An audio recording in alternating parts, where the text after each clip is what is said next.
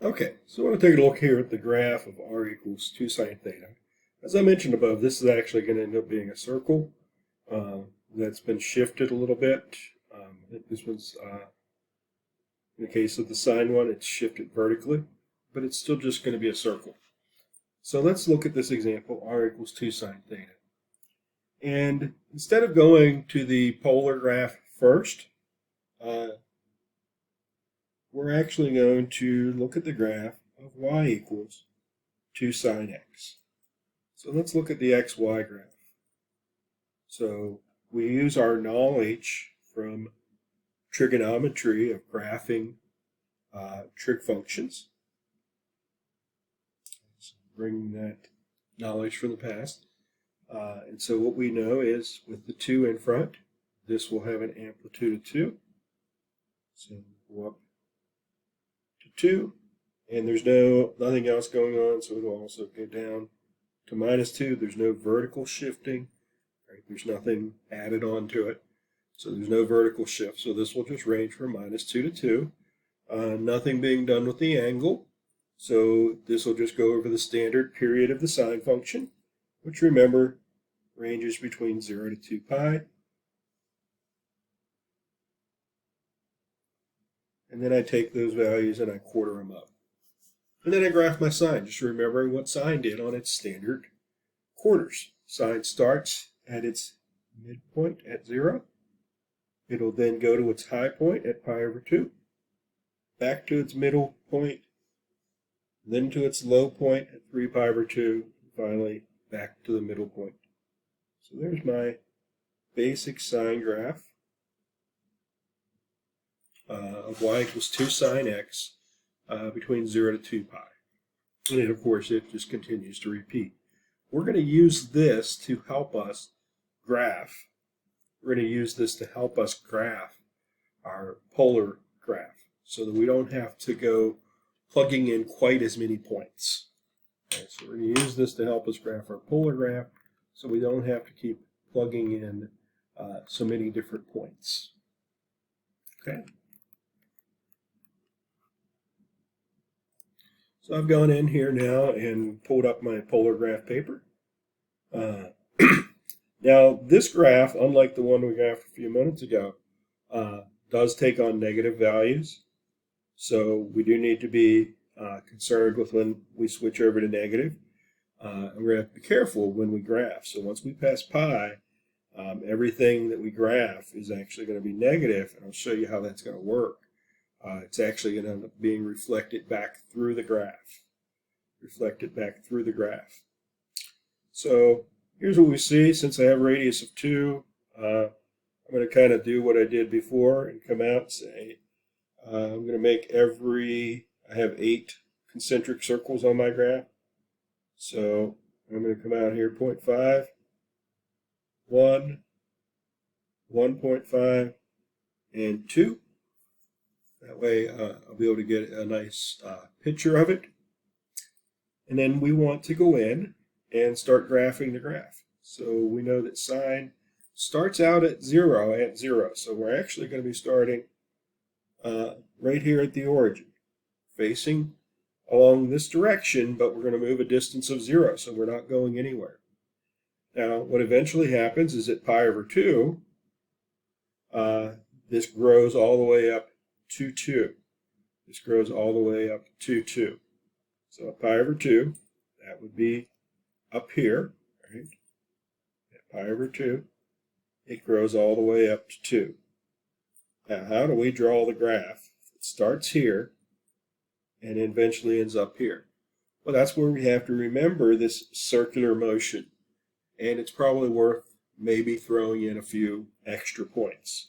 So I'm going to go over here and label a few more angles here. That would be pi over 6. That would be pi over 4. That would be pi over 3. So let's go back and compute a few more points. Because again, these are new to you and you're not quite probably yet lined up with how a polar graph works. So we go to our function, it's 2 sine theta, and we plug in pi over 6. We know that sine of pi over 6 is 1/2. So 2 times 1/2 would be 1. So at pi over 6 along this angle, this direction, we're going to go out a distance of 1. So that would land me at this point. And we keep going.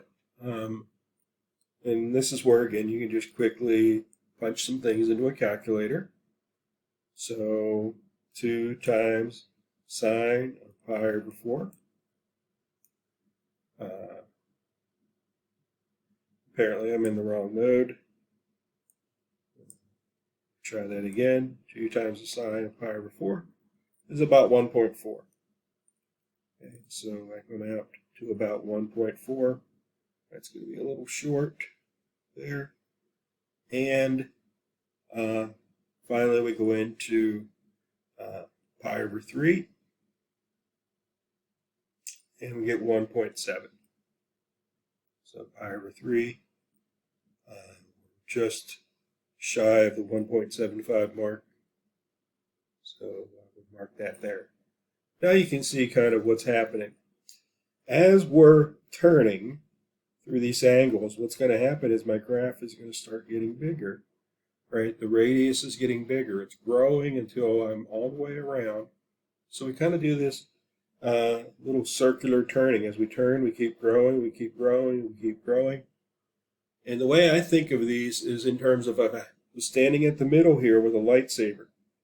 Right? As I start turning, it's growing. It's continuing to grow, and it's continuing to grow. So my radius at each time is a little bit further as I turn around.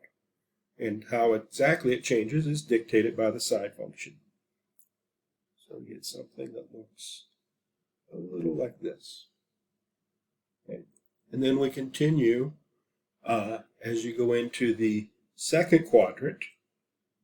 Right? We know that it's going to be the exact same thing, except we're falling down to 0. We're falling down to 0. Okay? So we're falling down to 0. So again, you may want to plug in a few points. Your standard points here, 2 pi over 3, 3 pi over 4, and 5 pi over 6. Or again, if you wanted to do this in degrees, 120, 135, and 150. Plugging in the degree angle instead of the radian angle here to graph it isn't going to make a difference. So if you're more comfortable thinking in that as far as plotting them, you can. And what you're going to find here is, again, we get at 2 pi over 3, it's going to be about 1.7-ish. So we'll mark our point. It's going to be 1.4-ish. So again, I'm just trying to get myself lined up here. Looks like I messed up that first one there. Should be 1.7-ish there. 1.4-ish. And then finally, at this one, we would be all the way down to 1. And again, we just kind of turn the graph around. And now we're back to where we started. Now we've only gone to pi, so we do need to continue graphing. So what's happening now past pi is my graph is now negative. So normally we'd be down here in the third quadrant for our next part. But because it is negative, everything gets reflected back through. So here's what's going to happen. If you throw in 7 pi over 6, or 210 degrees, if I switch over to degrees, and if you're more comfortable with that, we did 2 times the sine of 210 degrees, right? We get -1. Okay, so on my graph, if I'm facing the 210 degree direction, that would be here. This is the direction I'm facing in. But it's a radius of -1, so I would actually go backwards 1 unit and actually land back on here. The next one would be -1.4 on the 45. But I would, again, instead of facing this way, since that's or instead of going this way because it's negative, we would track backwards. And we would be back in here, and then back in here. And then finally we'd get 3 pi over 2 would be at -2. We'd be back here. And then the fourth quadrant stuff is also just going to be negative again.